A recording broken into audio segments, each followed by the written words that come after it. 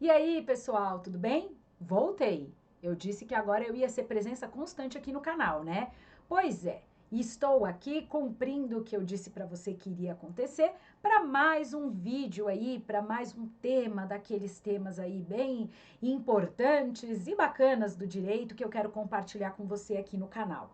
Bom, o tema da nossa aula, que na verdade não é uma aula, né? Da nossa conversa de hoje é sobre a tão famosa execução de alimentos, ou que lá no Código de Processo Civil está como a obrigação do cumprimento, né? Na verdade, a gente tem lá cumprimento da sentença que obriga a pagar alimentos, enfim, né? Todo aquele nome para dizer, para falar sobre a obrigação de pagar alimentos. Execução de alimentos aqui para a gente facilitar a nossa vida.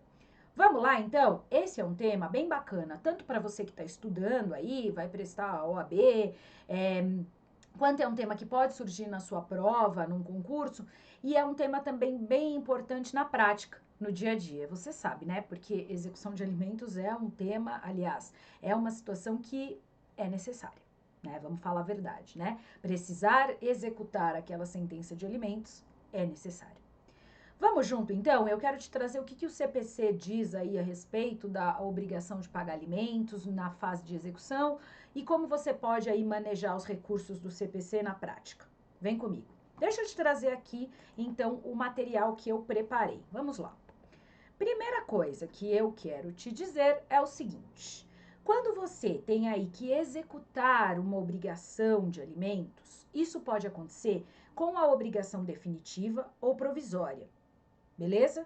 Então, se você tem ali uma decisão interlocutória, aquela decisão ali, primeira, que já na ação de alimentos o juiz determina a prestação de alimentos ali num determinado valor, se aquele alimentante ele não está pagando aquela obrigação desde logo, assim que ele for citado, já é possível entrar com essa execução, tá? É uma execução provisória, mas já é possível com base nessa decisão provisória. Esse é um ponto bem importante, tá? Porque o CPC fala que o cumprimento de sentença pode ser definitivo ou provisório. Tá. Feito isso, você vai ver que, processualmente falando, existem algumas diferenças ali nesse cumprimento de sentença. Por quê? Porque esse cumprimento de sentença, ele não vai ali intimar o executado para cumprir a obrigação ou apresentar sua impugnação em 15 dias. Aqui não, e esse é um ponto importante, inclusive para você que está aí estudando processo civil. Por quê? Porque o executado será intimado para pagar a obrigação em 3 dias, tá? Na verdade, ele vai ser intimado para um dos caminhos é pagar a obrigação. Isso em 3 dias. Mas ele também vai poder provar que já pagou. Tá tudo certo. Se ele provar, tem documentos lá, tudo ok. Prova que pagou, tá tudo certo. Ou nesse prazo de 3 dias, ele deve apresentar a sua justificativa. Veja, até vou destacar aqui. Ele deve justificar a impossibilidade de fazer esse pagamento. E essa defesa é chamada de justificativa, tá? Então, não temos ali a impugnação trivial e tal, a gente tem a justificativa. Aí eu vou te chamar a atenção para uma coisa, já desde logo vou pegar o gancho.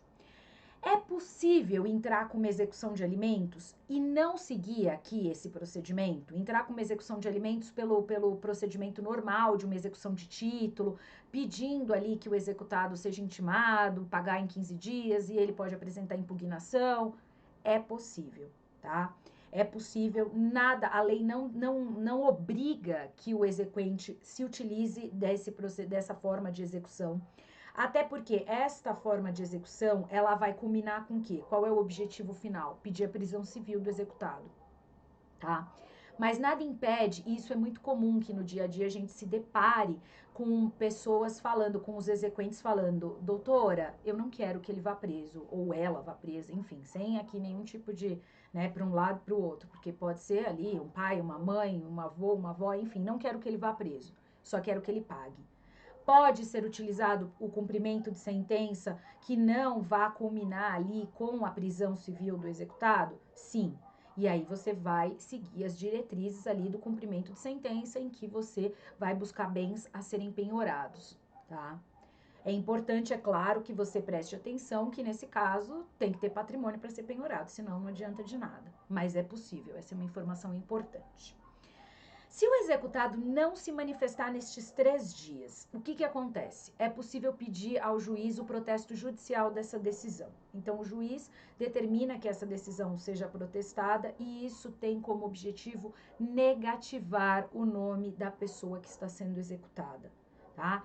Então, essa é uma providência importante que o CPC de 2015 trouxe aí essa garantia ao exequente de pedir o protesto judicial da decisão, porque vamos falar a verdade, quando negativo o nome da pessoa, isso pesa na vida de qualquer um, né? Bom, outro ponto que eu queria compartilhar aqui com você é o seguinte, veja só, deixa eu trazer aqui. 3 situações. A justificativa do inadimplemento, isso você vai ver no dia a dia, pode ser em vários sentidos, né? Então, nesse momento em que a gente está enfrentando, que você está me assistindo aí, a gente ainda está numa fase aí enfrentando a pandemia da Covid-19, tá? Essa pode ser uma justificativa? Pode, até porque a gente sabe que a pandemia causou uma crise econômica em todo o mundo, ocasionou ali a perda de emprego, várias pessoas perderam seus empregos ou deixaram de exercer suas atividades. Então, essa é uma possibilidade que pode vir na justificativa. Assim como uma questão aí de saúde, uma doença, um desemprego, que infelizmente é uma causa que sempre acontece. Porém, guarde essa informação, tá no CPC e acontece na prática. Nem sempre o juiz vai acolher essa justificativa. Por quê?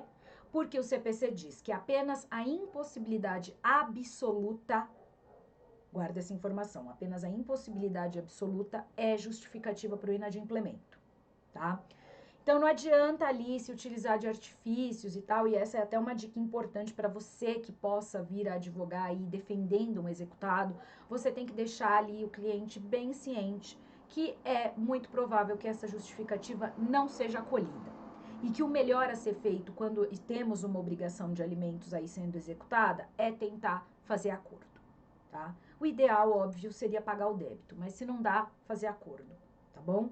Porque a gente não quer, na verdade, né? Eu acho que a prisão civil é a última medida, né?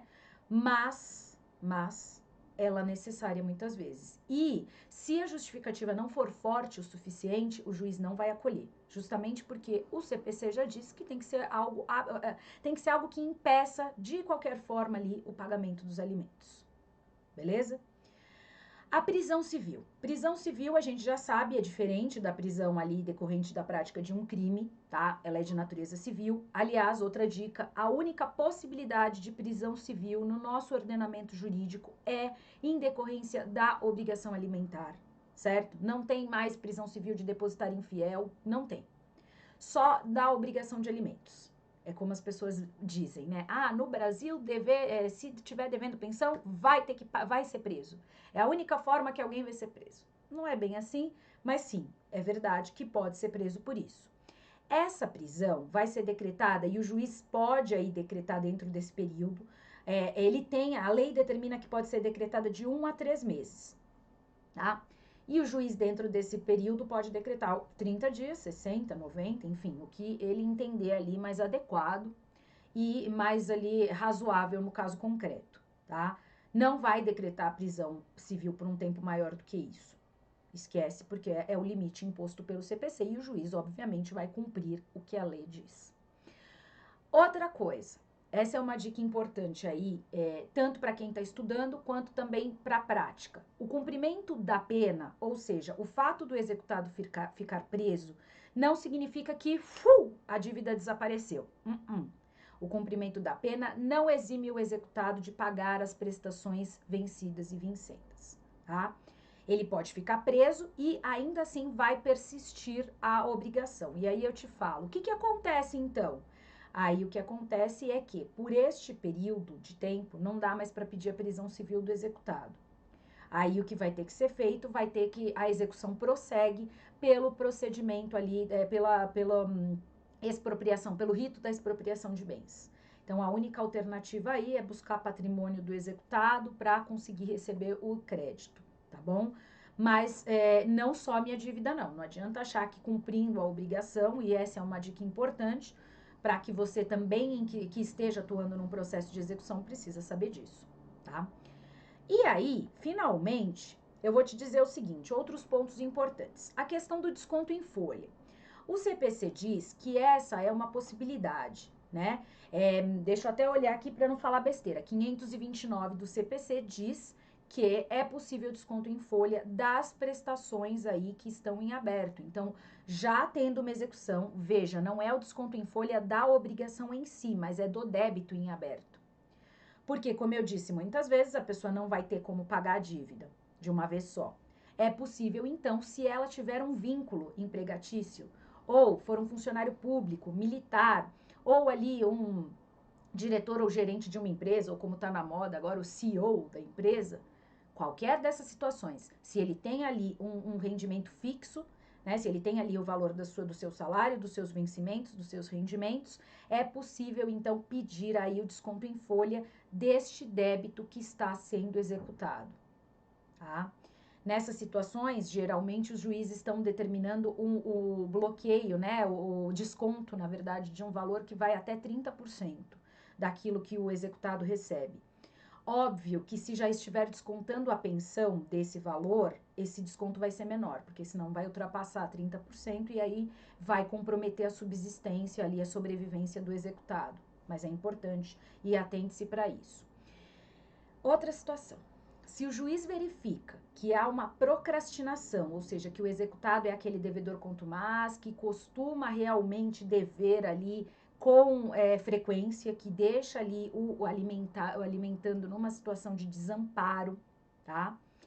É possível que o juiz, com base naquilo que ele está vendo ali na execução, dê ciência ao Ministério Público de que há indícios da prática de crime de abandono material. E aí você já sabe, aí o problema ganha outra esfera. Porque aí o Ministério Público pode ali tomar as medidas cabíveis lá na esfera penal, tá? Em relação a essa situação de abandono material. Bom, tudo isso que eu te falei é importantíssimo, né? E isso pode acontecer em decorrência de uma obrigação de filiação, né? Em decorrência aí de um pai, de uma mãe que tem que prestar alimentos aos filhos, como também é muito comum, filhos que tenham que prestar alimentos aos pais, idosos, pessoas que já estão aí numa situação de vulnerabilidade social, né?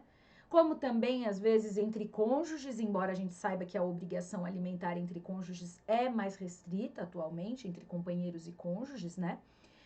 Mas também tem uma situação aí, que inclusive envolve o último assunto que eu vou tratar nesse vídeo, que é a questão da constituição de capital para assegurar o pagamento ali, o cumprimento de um valor mensal a título de pensão. Existem situações, por exemplo, decorrentes aí de acidentes de trânsito e outras situações ali de ações indenizatórias, em que o executado, né, a pessoa que é obrigada a pagar alimentos, ela tem que pagar uma pensão, não em virtude de uma relação de filiação, nada disso, mas como condenação ou como consequência de uma obrigação de indenizar, tá? Quando a indenização for ali deferida em relação à prestação de alimentos, ou seja, a vítima, naquela ação indenizatória, ela ficou sem capacidade laborativa, ou seja, não está podendo trabalhar. Por sua vez, o causador do dano vai ter que pagar a pensão por um tempo.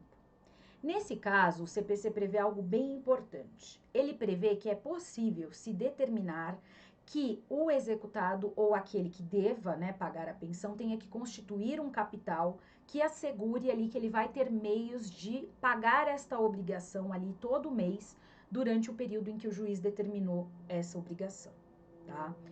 Esse é um ponto importante que a gente tem que saber que o CPC prevê isso, que na prática você pode se utilizar disso, né? Se você precisar se utilizar disso num processo, é possível. E também é necessário aí orientar aquele que tenha que prestar aí uma pensão dessa possibilidade dele ter que apresentar ali um capital, dele ter que constituir um capital para garantir que naquele período em que ele foi condenado, ele terá condições de pagar, de cumprir essa obrigação, certo? Bom, era isso que eu tinha para trazer para você neste vídeo. Esse é um tema em que eu adoraria ficar aqui horas e horas falando, analisando os casos, enfim. Mas aqui a gente tem que ter conversas mais rápidas, até para que vocês não cansem de ficar aqui me assistindo, né? Espero que esse vídeo seja útil para você. Se você gostou, curta, compartilhe. A Camila vai ficar bem feliz. né? Comenta, deixa seus comentários, já sabe, se inscreva no canal se você ainda não está inscrito, para que você receba notificações sempre que eu postar um vídeo novo. E vamos junto, né? Espero que esse assunto seja útil para você e se você está estudando, já sabe, leia lá os artigos a partir do 528 do CPC, porque isso pode ser cobrado em prova, tá? É um tema bem importante e que se o edital cobra, ó, gaguejando aqui, se o edital cobrar processo civil, esse é um tema que você precisa ficar ligado, tá bom? É isso. Vou ficando por aqui, te encontro aí no nosso próximo vídeo. Ou se não, se você ainda não está me seguindo lá no Instagram, aqui embaixo, ó, @camilacuri_profa. Tô lá no Instagram todo dia também postando bastante conteúdo para você. Até lá!